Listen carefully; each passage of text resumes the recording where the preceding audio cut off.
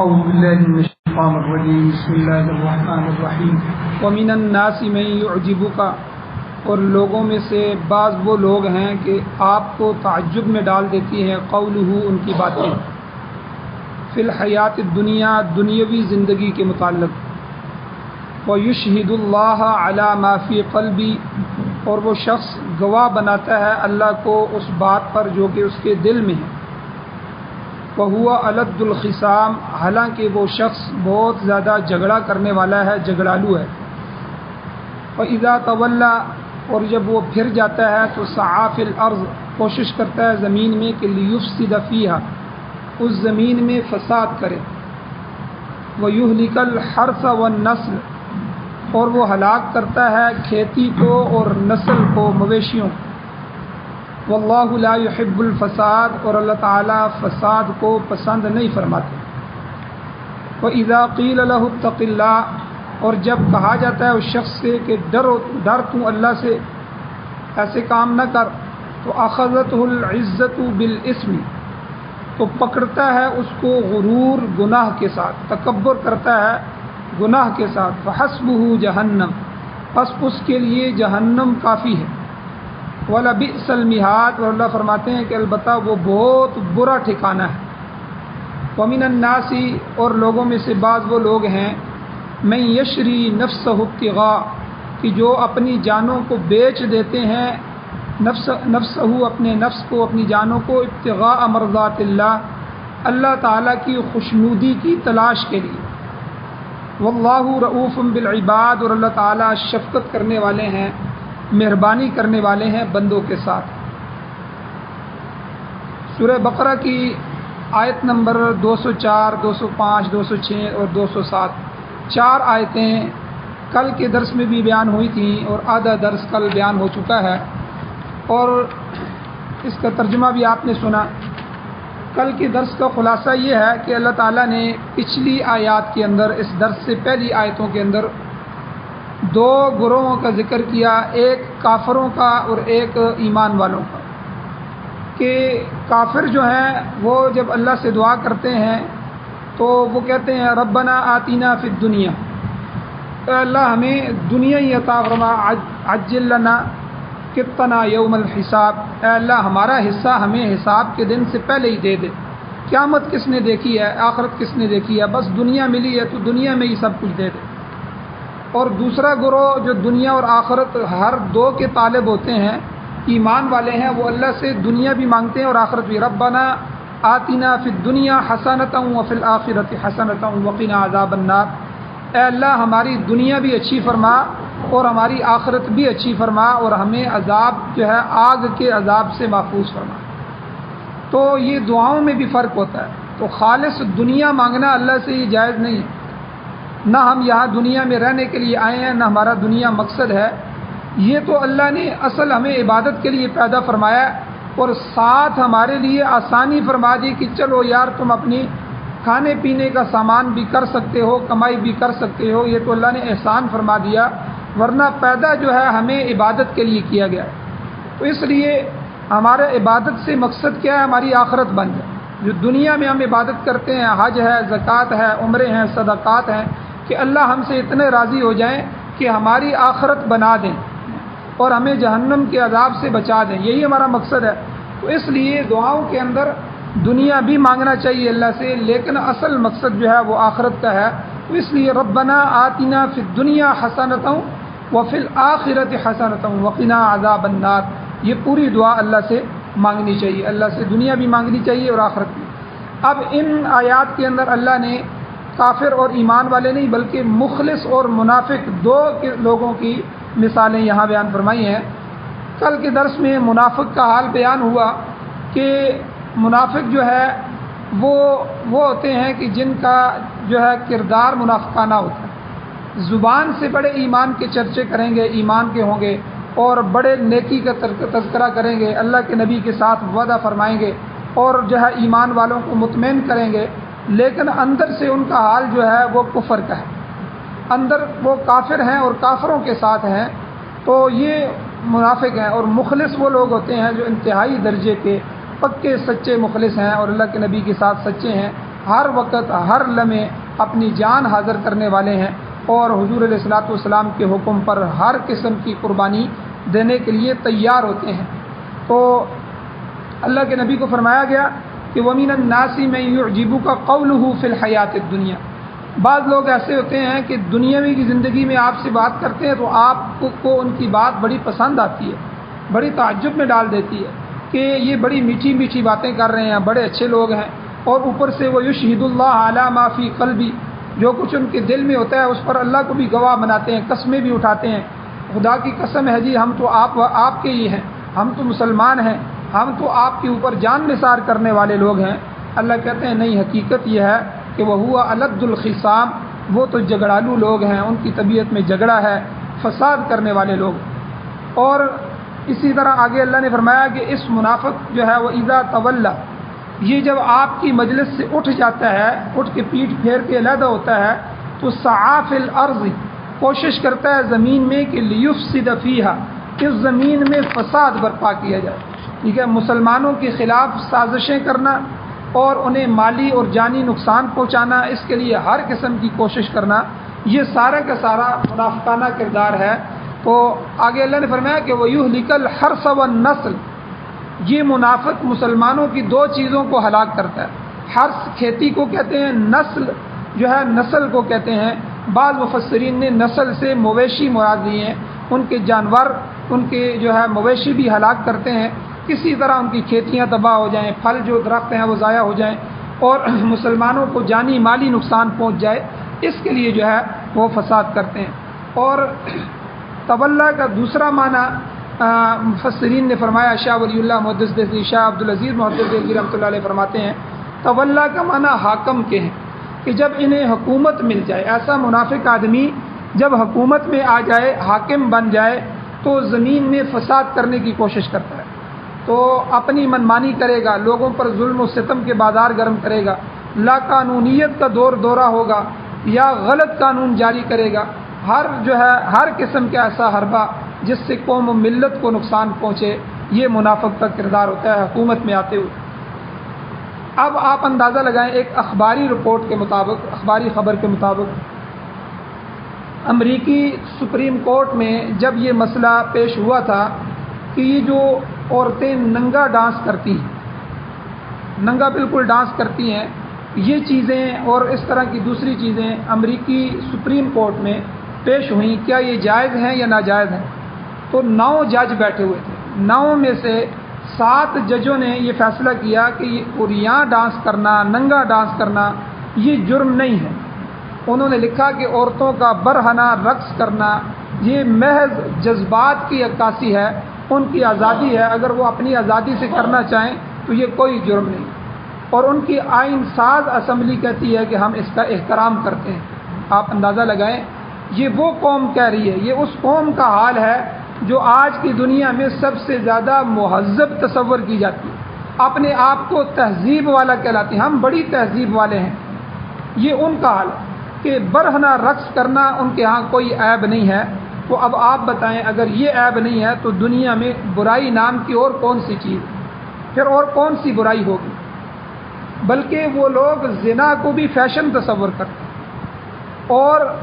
برطانیہ کے اندر سب سے پہلے قانون پیش ہوا لواطت کا، مرد کے ساتھ اپنی خواہش پوری کرے، عورت کے ساتھ خواہش پوری کرے، حالانکہ یہ غیر فطرتی عمل ہے، اتنا غیر فطری عمل ہے۔ آپ دیکھیں کہ انسان کے مقابلے میں جانور ہیں، ٹھیک ہے، جانوروں کو عقل نہیں دی جاتی، ان کے اندر جو ہے وہ عقل نہیں ہے، نہ وہ مکلف ہیں، پھر بھی آپ نے کسی جانور کو، کسی نر کو نر کے ساتھ نہیں دیکھا ہوگا، کتے کو کتے کے ساتھ نہیں دیکھا ہوگا، گدھے کو گدھے کے ساتھ نہیں دیکھا ہوگا۔ ان کو بھی پتہ ہے کہ اللہ نے ہمارے لیے جوڑا بنایا ہے، مرد عورت ہے، گدھا گدھی ہے، یہ جو ہے وہ اپنی خواہشات اس سے پوری کرتے ہیں۔ تو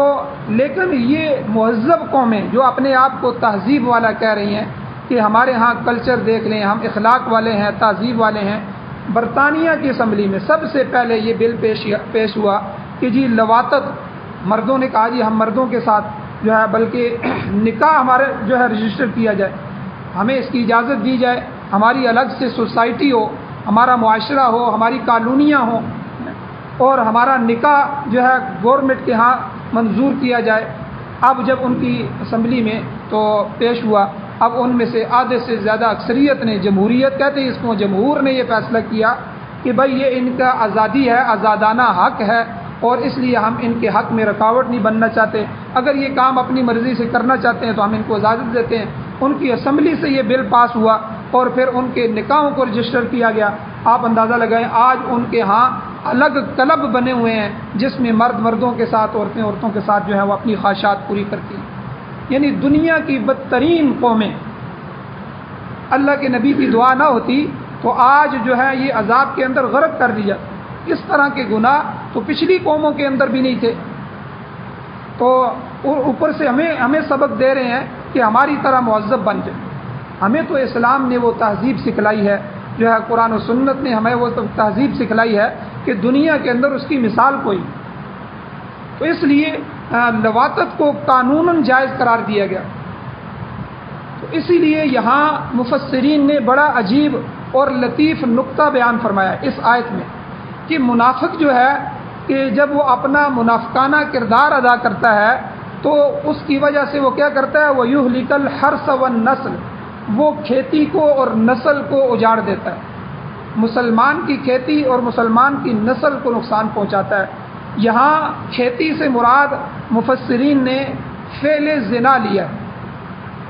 کہ زنا سے کھیتی تباہ ہوتی ہے۔ جب آپ اپنی منکوحہ بیوی سے جس سے نکاح ہوا ہے اس کے ساتھ خواہش پوری نہیں کریں گے، غیر کسی عورت سے کریں گے، تو ظاہر بات ہے آپ کا ارادہ اولاد کا تو نہیں ہے، تو جب اولاد کا نہیں ہے نہ اس سے اولاد لے سکتے ہیں نہ اولاد ہو سکتی ہے، تو صرف زنا مقصد ہوتا ہے۔ تو زنا سے جو کھیتی اولاد ہے جو ہے انسان کی، وہ کھیتی تباہ ہو جاتی ہے۔ جب زنا عام ہو جائے گا، نکاح ختم ہو جائے گا، تو پھر جو اولاد ختم ہو جائے گی۔ آج یورپ میں سب سے بڑی پریشانی یہ ہے کہ ان کی نسل ختم ہو رہی ہے۔ وہ کہتے ہیں مسلمان 4-5 بچے، یورپ کے اندر بھی جو مسلمان ان سے متاثر ہیں وہ بھی 3-4-5 بچے پیدا کر رہے ہیں۔ تو ہمارے ہاں ایک بچہ عورت پیدا کرنے کے لیے تیار نہیں ہے، عورت اس میدان میں آنے کے لیے تیار نہیں ہے کہ وہ نکاح کرے اور باقاعدہ اپنے گھر میں رہے اور اولاد پیدا کرے اور پھر اولاد کو سنبھالے۔ ایک بچہ زیادہ سے زیادہ جو ہے، اور اس سے زیادہ کسی نے تیر مار لیا تو 2 بچے۔ اب ظاہر بات ہے جب وہاں مسلمان جو ہے، آج یورپ کو یہ سب سے زیادہ خطرہ یہ ہے کہ انہوں نے اس بات کو لکھا بھی ہے کہ 2030 کے اندر یورپ میں جس طرح ایک تو مسلمانوں کی آبادیاں بڑھ رہی ہیں جو یورپ کے مسلمان ہیں، دوسرا جو لوگ وہ اپنے جو عیاشی فحاشی سے تنگ آ کے اسلام کو قبول کر رہے ہیں، تو یہ دونوں طرف سے اسلام بڑھ رہا ہے یورپ میں۔ اب اسی لیے فرانس کے اندر کبھی برقعے پہ پابندی لگاتے ہیں، کبھی مسجدوں کے مینار گرانے کی بات کرتے ہیں، کبھی جو ہے اور قانون لے کے آتے ہیں کسی طرح اسلام کے سامنے رکاوٹ ڈالی جائے۔ انہوں نے یہ بات لکھی ہے کہ 2030 میں اسی طرح اگر اسلام بڑھتا رہا تو یورپ کی مجموعی آبادی سے اسلام کی آبادی بڑھ جائے گی، اس کے آگے رکاوٹ ڈالی جائے۔ تو وجہ کیا ہے؟ ان کے ہر مرد اور ہر عورت زنا کے اندر مبتلا ہیں اور وہ نکاح کر کے اس میدان میں آنے کے لیے تیار ہی نہیں ہے۔ عورت کو اب انہوں نے نکال دیا، عورت مزدوری کر رہی ہے، عورت فیشن کے اندر مبتلا ہے، عورت جو دوسری چیزوں کے اندر مبتلا ہے، اب وہ گھریلو زندگی کو آباد کرنے کے لیے تیار نہیں ہے۔ اب انہوں نے بڑے بڑے پیکج رکھے ہیں کہ جو نکاح کرے گا ہماری طرف سے اس کے لیے یہ پیکج ہیں، جو اولاد پیدا کرے گا ہر بچے کے لیے جو ہے ہمارے لیے پیکج ہیں، لیکن پھر بھی ان کی عورت جو ہے وہ اس میدان میں آنے کے لیے تیار نہیں۔ تو یہ کیا وجہ ہے؟ قرآن مجید نے فرمایا نساؤکم حرث لکم، تمہاری عورتیں تمہاری کھیتیاں ہیں۔ دیکھو قرآن نے کیسا عجیب جملہ فرمایا، نساؤکم حرث لکم فأتوا حرثکم انا شئتم۔ آگے آ رہا ہے کہ تمہاری عورتیں تمہاری کھیتیاں ہیں، کیا مطلب کہ اس سے آگے اللہ نسل بڑھانا چاہتے ہیں، اس سے آگے اولاد بڑھانا چاہتے ہیں۔ تمہاری منکوحہ بیویاں، منکوحہ عورتیں، ان سے جب تم اپنی خواہش پوری کرو گے تو اولاد پیدا ہوگی، معاشرے کے اندر تبدیلی پیدا ہوگی، معاشرہ بڑھے گا، اور یہ اللہ کو جو ہے اسی طرح منظور ہے، اللہ کا حکم بھی اسی طرح ہے۔ تو زنا سے کھیتی تباہ ہونے کے مترادف ہے، اس لیے یہاں اللہ نے فرمایا کہ منافق جو ہے اس کا کردار کیا ہوتا ہے، وَيُهْلِكَ الْحَرْثَ، وہ کھیتی کو تباہ کرتا ہے، وَالنَّسْلَ، اور نسل کو تباہ کرتا ہے۔ نسل کیا ہے؟ اس لیے آپ دیکھیں کھیتی کو تباہ کرنے کی جو ہے اللہ نے حکم دیا منکوحہ عورت نکاح کرو، نکاح کو اللہ نے بڑھا دیا۔ بھائی اگر آپ کو زیادہ خواہشات ہیں تو دوسرا نکاح کر لو، دوسرا کے بعد تیسرا کر لو، 4 تک کی تمہیں اجازت ہے، 4 نکاح کرو، لیکن نکاح کر کے رکھو، پھر ان کی ذمہ داری بھی اٹھاؤ، ان کے درمیان عدل بھی کرو، پھر جو اولاد ہو اس کو برابر کے حقوق بھی دو، یہ ساری چیزیں کرو تاکہ جو معاشرہ ہے وہ بیلنس کے ساتھ آگے جائے،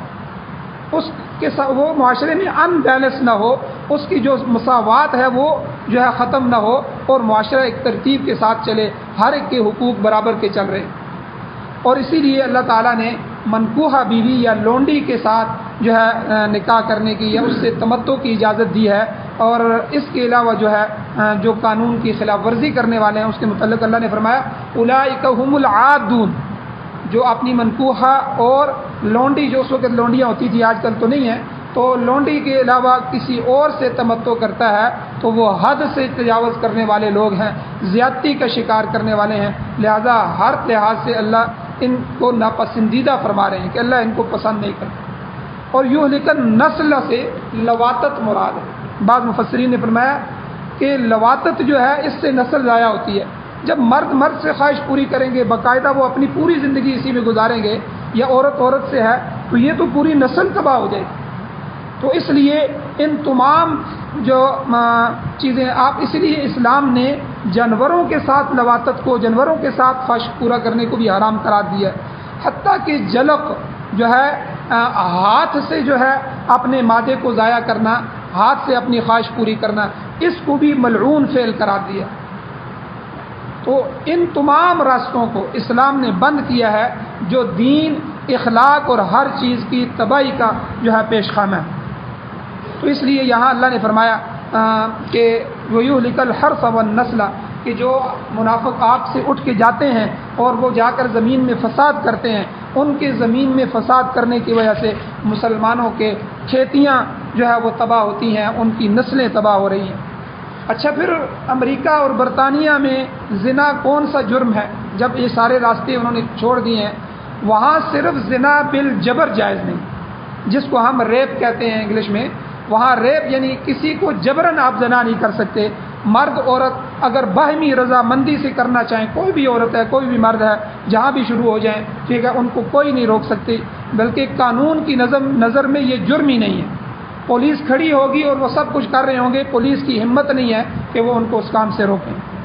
تو یہ ان کا حق قرار دیا گیا ہے کہ یہ ان کا حق ہے۔ اسی طرح امریکہ کے اندر برہنہ رقص جو ہے ہر ہوٹل کے اندر، ان کے اندر جو ہے وہ عورتیں ننگا ڈانس کر رہی ہوتی ہیں، یہ جائز ہے۔ تو کہنے کا مطلب یہ ہے کہ جب منافق برسر اقتدار آئیں گے، حاکم بنیں گے، تو یہی کچھ ہوگا، زمین کے اندر فساد ہوگا۔ اسی کو قرب قیامت کی نشانیوں میں اللہ کے نبی صلی اللہ علیہ وسلم نے بتایا ہے کہ قیامت کی نشانیوں میں سے ایک نشانی یہ ہے کہ 2 مرد اور عورت زنا کریں گے، راستے کے اندر کریں گے،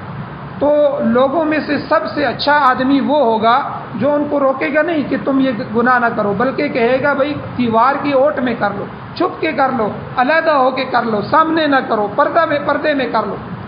یہ اچھا آدمی جو ہے ایمان والا سمجھا جائے گا۔ تو آج دیکھیں حالات کس طرف جا رہے ہیں، ایسے ایسے قوانین جو ہے وہ اسلام کے نام سے اسلامی ممالک میں رائج کیے جا رہے ہیں۔ ہمارے جس طرح میں نے کل بھی تذکرہ کیا، ہمارے ملک میں چوری چھپے، اسمبلی کو بھی نہیں بتایا گیا، لوگوں کو بھی، عوام کو نہیں بتایا گیا، ان 2 ہفتوں میں وہ بل پیش کر دیا گیا، اس کو پاس بھی کر دیا گیا۔ وہ بل کیا ہے کہ آپ کا بچہ، آپ کی بچی جو ہے آپ کی اجازت کے بغیر جہاں بھی جاتے ہیں آپ ان کو روک ٹوک نہیں سکتے، اگر آپ ان کو روکیں گے، ماریں گے، ان سے پوچھیں گے، انہوں نے شکایت کر دی پولیس میں، تو آپ پر جرم بھی لگایا جائے گا اور آپ کو جیل میں بھی ڈالا جائے گا اور آپ کے اوپر جرمانہ بھی لگایا جائے گا۔ تو آپ اپنی بچی کو نہیں پوچھ سکتے، آپ اپنی، یہی سارا جو سلسلہ تھا یورپ کے اندر تھا، اس کے اندر ابتدا ہوئی تھی، آج انتہا دیکھیں کہ وہ لوگ جانوروں سے بھی بدتر ہو چکے ہیں۔ تو اس لیے جو ہے آج مسلمان بھی ہیں، وہ اعتقادی مسلمان، اعتقادی منافق تو نہیں ہے، ان کا عقیدہ منافقوں کا تو نہیں ہے، لیکن عملی منافق ہو چکے ہیں، ان کا کردار جو ہے وہ منافقانہ ہو چکا ہے، ان کے قول اور فعل میں تضاد پایا جاتا ہے۔ منافق کی یہ بات ہوگی، اس کی بات اور ہوگی، فعل اور ہوگا، قول و فعل میں تضاد ہوگا۔ دیکھیں عمران خان نے ابھی پیچھے انٹرویو دیا، پوری دنیا دیکھ رہی تھی، اس سے پوچھا گیا انٹرویو میں کہ کیا آپ امریکہ کو اڈے دیں گے؟ اس نے کہا کہ سوال ہی پیدا نہیں ہوتا ہم اپنے ملک میں امریکہ کو اڈے دیں۔ اچھا، وہاں انٹرویو دے کے آیا، ادھر قوم کو پتہ ہی نہیں ہے، اندر کھاتے ان کے معاہدے کر کے ان کو اڈے بھی دے دیں۔ اب دیکھیں یہ ایک ہفتے کی بات ہے، یہی منافق کا کردار ہوتا ہے کہ اس کا قول اور فعل آپس میں نہیں ملتا، قوم کو الو بنایا جا رہا ہے، اور ایسی ایسی چیزیں جو ہے ہمارے ملک میں کی جا رہی ہیں کہ جو ہمارے لیے ذلت کا باعث بنے گی، اور آئندہ آنے والے زمانے میں پتہ نہیں کیا کیا معاہدے اندر کھاتے ان سے ہو رہے ہیں، اور پورے قوم کو اور پورے ملک کو بیچ دیا گیا ہے،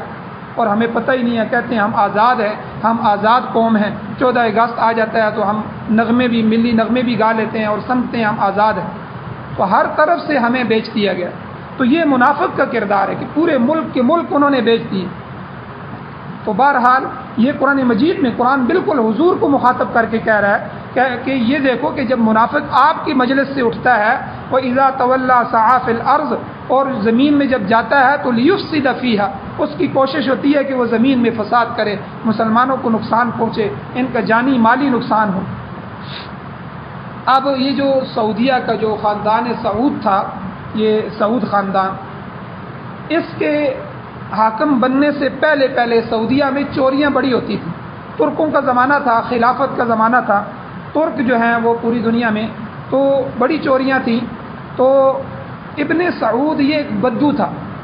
اللہ نے اس کو حاکم بنا دیا۔ آج سعودیہ اسی کے نام سے ہے، آل سعود جو ہیں وہی کہلاتے ہیں۔ جب اس نے حکومت سنبھالی تو اسے چوری کی شکایت کی گئی کہ بھائی چوری ہوتی ہے، چوریاں بہت زیادہ ہو رہی ہیں۔ اس نے کہا یہ تو کوئی مسئلہ نہیں ہے، مجھے 2.5 دن دو، 2.5 دن کے اندر یہ چوریاں ختم ہو جائیں۔ اس نے پھر کیا کیا کہ اللہ کی حدوں کو نافذ کی، علماء کو جمع کیا، اس نے کہا کہ حدود اللہ جو ہیں، چور کا کیا کیا جاتا ہے؟ انہوں نے کہا جی ہاتھ کاٹا جاتا ہے۔ اس نے کہا کاٹو ہاتھ ان کے، جو بھی پکڑا جائے اس کے ہاتھ کاٹو۔ اب 2 دن میں جہاں جہاں چوریاں ہوئیں اس نے پکڑ کے چوکوں میں، چوراہوں میں کھڑا کیا گیا اور سب لوگوں کو اکٹھا کیا گیا، اس نے ہاتھ کاٹے۔ تو اس کے بعد سے 2.5 دن کے اندر اس کے بعد چوری ختم ہو، اور ہر چوری کے ساتھ ساتھ جو ہے زنا کی سزا بھی رکھی گئی، قتل کی سزا وہاں جو ہے فوراً گردن قتل کر دیتے ہیں، قصاص میں قتل کیا جاتا ہے۔ اسی طرح ہیروئن یا منشیات میں فوراً وہ قتل کر دیتے ہیں، کوئی لپی لپٹی نہیں ہے۔ اس لیے وہاں منشیات اور یہ چیزیں اور چوری اور زنا اور قتل یہ تقریباً نہ ہونے کے برابر، بالکل کوئی جو ہے اکا دکا کیس جو ہے وہ سال پورے میں پورے ملک کے اندر ہو جائے تو ہو جائے۔ تو اب یہ آپ اندازہ لگائیں، امریکہ کی رپورٹ یہ ہے، وہ کہتے ہیں کہ سعودی عرب ایک ایسا ملک ہے جہاں جب پوری دنیا کی رپورٹ پیش کی جاتی ہے نا، ان کے جو تھانے ہیں، ان کی کچہریاں، ان میں جو رپورٹیں ہوتی ہیں ان کو سامنے رکھتے ہوئے کہ کتنے کیس چوری کے، زنا کے یا اس ملک میں درج ہوئے ہیں اس سال، اور اگلے سال، پچھلے سال کتنے تھے، یہ ملک کس رینک پہ جا رہا ہے اس معاملے میں، تو انہوں نے رپورٹ پیش کی ہے کہ سعودیہ ایک ایسا ملک ہے جہاں چوری بالکل نہیں ہوتی۔ آپ اندازہ لگائیں، یہ حدود اللہ کے نفاذ کی برکت۔ آج بھی اگر ہمارے ملک میں یہ حدیں نافذ ہو جائیں جو قرآن و سنت نے ہمیں بتائی ہیں تو سارا فساد ختم ہو جائے، لیکن منافقین جو خود فساد کرنے والے ہیں وہ خود حکمران بن چکے ہیں، تو فساد کہاں سے ختم ہوگا؟ وہ تو خود فسادی ہیں کہ اس ملک کو نقصان پہنچے، اس کے املاک کو نقصان پہنچے، ہر طرح کے وہ معاہدے غیروں کے ساتھ کیے جائیں کہ اس کی آزادی بھی سلب ہو جائے۔ تو اس لیے جو ہے اللہ جل شانہ نے منافقین کے مقابلے میں مخلصین کا تذکرہ فرمایا وَمِنَ النَّاسِ، ان کے مقابلے میں لوگوں میں سے بعض لوگ وہ ہیں مَن يَشْرِي نَفْسَهُ ابْتِغَاءَ مَرْضَاتِ اللَّهِ، جو بیچ دیتے ہیں اپنی جانوں کو اللہ کی رضا کی، خوشنودی کی تلاش میں، کسی طرح اللہ راضی ہو جائے، ہماری جان بھی چلی جائے تو ہمیں کوئی پرواہ نہیں ہے۔ یعنی صحابہ اکرام کی یہاں صفت بیان کی گئی، جو مخلص صحابہ ہیں منافقین کے مقابلے میں، وہ ایسے ہیں کہ انہوں نے اپنی جان کے بھی سودے کر دیے ہیں، اللہ اور اللہ کا رسول راضی ہو جائے، چاہے ہمیں جان کی جانے کا بھی کوئی پرواہ نہیں، رضائے الہی کی تلاش میں اپنی جان کو بھی بیچ دیتے ہیں۔ مفسرین فرماتے ہیں کہ اس آیت میں حضرت صہیب رومی رضی اللہ تعالیٰ عنہ کی طرف اشارہ ہے۔ یہ آیت جو ہے اس کا شان نزول یہ ہے کہ جب آپ ہجرت پر روانہ ہوئے، حضرت صہیب رومی رضی اللہ تعالیٰ عنہ جب ہجرت کرنے لگے تو مشرکین نے راستے میں روک لیا، ان کو پتہ چلا، انہوں نے گھیرا کر لیا، تو آپ نے اپنی کمان کو نکال لیا، کمان درست کیا، ترکش میں سے تیر نکالے اور فرمانے لگے اے قریش تم مجھ سے واقف ہو، میں بہت ہی اعلیٰ قسم کا تیر انداز ہوں، جب تک میرے پاس ایک بھی تیر رہے گا تم میرے قریب بھی نہیں آ سکتے، میں تمہیں مارتا رہوں گا، اور پھر میں تلوار کے ساتھ جو ہے تمہارا مقابلہ کروں گا اور ڈٹ کر تمہارا مقابلہ کروں گا، تو اس لیے لڑو نہ، میں تم سے ایک سودا کرتا ہوں۔ سودا کیا ہے کہ تم میرا راستہ نہ روکو، مجھے میرے حضور کے پاس جانے دو، ہجرت کرنے دو، میں تمہیں اپنے مال کا پتہ دیتا ہوں جو مکہ میں موجود ہے، فلاں جگہ پہ مال میرا پڑا ہوا ہے، وہ مال، پیسے، رقم وغیرہ تم لے لو اور میرا راستہ چھوڑ دو، میں تمہارے لیے وہ مباح کرتا ہوں، جائز ہے۔ مشرکین نے کہا کہ ٹھیک ہے، مشرکین نے راستہ چھوڑ دیا، وہ چلے گئے۔ جو ہی مدینہ پہنچے تو حضور علیہ الصلوۃ والسلام ملے، تو حضور نے ملتے ہی فرمایا، وہی نازل ہو چکی تھی، یہ آیت اتر چکی تھی، حضور نے فرمایا اے ابو یحییٰ، حضرت صہیب رومی رضی اللہ تعالیٰ عنہ کی کنیت تھی، وہ ابو یحییٰ تھی، فرمایا ابو یحییٰ تیری تجارت بڑی نفع والی ہے، تو نے جو تجارت کی ہے بڑا نفع والا سودا کیا۔ انہوں نے فرمایا کہ یا رسول اللہ کہ آپ واقعی اللہ کے نبی ہیں، اب مجھے پتا تھا، میرے خدا کو پتا تھا، کسی کو نہیں پتا تھا یہ میں نے جو بات کی ہے، اللہ نے آپ کو خبر دی ہے تو میں آپ پر پہلے بھی ایمان لایا ہوں، اس بات نے میرے ایمان کو مضبوط کر دیا ہے۔ تو یعنی انہوں نے نہ مال کی پرواہ کی نہ کسی چیز کی پرواہ کی، انہوں نے کہا مال جاتا ہے تو جائے، لیکن حضور کی معیت نہیں جانی چاہیے، جو ہے اللہ کی رضا کے لیے۔ اللہ نے فرمایا یہ لوگ اپنی جان کو بیچ دیتے ہیں۔ اسلام کے ابتدائی دور میں دیکھیں مسلمان کتنے کمزور تھے، انہوں نے بڑی بڑی تکلیفیں برداشت کی۔ حضرت عمار رضی اللہ تعالیٰ عنہ کی والدہ سمیہ ایک عورت ذات ہوتے ہوئے اتنی بڑی قربانی دی کہ عمار کے باپ جو تھے وہ یاسر شہید ہوئے اور ماں بھی شہید ہوئی،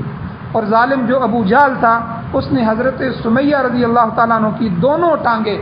مختلف اونٹوں سے باندھ کر مخالف سمتوں میں اونٹوں کو چلا دیا اور بیچ میں سے چیر کے رکھ دیا۔ آپ اندازہ لگائیں، بے رحمی کے ساتھ ان کو شہید کیا گیا، لیکن اللہ اور اللہ کے رسول پر انہوں نے اپنی جان کو قربان کر دی۔ حضرت خباب بن ارت رضی اللہ تعالیٰ عنہ، حضرت بلال رضی اللہ تعالیٰ عنہ، اس قسم کے کتنے ضعفاء صحابہ تھے جنہوں نے بڑی بڑی تکلیفیں برداشت کی، جان اور مال قربان کر دیے، مگر ایمان کو بچا گئے تاکہ اللہ راضی ہو جائے، اللہ کی خوشنودی حاصل ہو جائے۔ آگے اللہ فرماتے ہیں آخری جملہ کہ واللہ رؤوف بالعباد، اللہ تعالیٰ اپنے بندوں کے ساتھ بڑے شفیق ہیں، شفقت کرنے والے ہیں، مہربانی کرنے والے ہیں۔ کیا مطلب کہ جو لوگ اپنا مال، اپنی جان اللہ کی رضا کی تلاش میں صرف کر دیتے ہیں، خرچ کرتے ہیں، تو اللہ بھی ان کو بے یار و مددگار نہیں چھوڑے گا، وہ تو بڑا مہربان ہے۔ یہ بھی اس کی خاص مہربانی ہے کہ ان کے دلوں کو نیکی کی طرف پھیر دیا اور وہ ہر قربانی کے لیے تیار ہو گئے، چنانچہ ان کے حق میں نتیجہ بھی خوب نکلے گا۔ اللہ جل شانہ ان کو مراتب عالیہ عطا فرمائیں گے، جنت الفردوس عطا فرمائیں گے، اللہ ہمیشہ ان پر مہربان رہیں گے۔ اللہ جل شانہ سے دعا ہے اللہ ہمیں عمل کی توفیق عطا فرمائے۔ آمین۔ الحمدللہ رب العالمین والعاقبۃ للمتقین والصلاۃ والسلام علی رسولہ النبی الامی الکریم۔